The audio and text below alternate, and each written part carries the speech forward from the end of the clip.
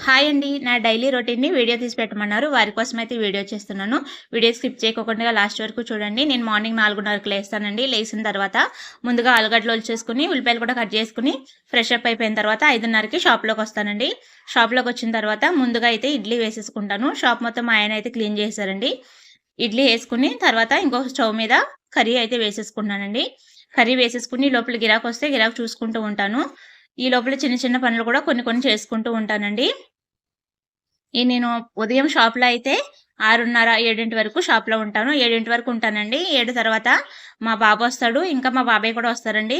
ఇంకా మా ఆయన ముగ్గురుంటారు కాబట్టి ముగ్గురు చూసుకుంటారు. 7 తర్వాత నేను రూమ్‌లోకెళ్ళి వంట చేసుకొని పిల్లలకి బాక్స్‌లయి పెట్టి నేను మళ్ళీ తిరిగి షాప్‌లోకి రావడానికి నాకు ఒక గంట టైం పడుతుందండి. 8 అవుతది. ఈ లోపల ఇంట్లో పనులన్నీ కూడా చేసుకుంటాను.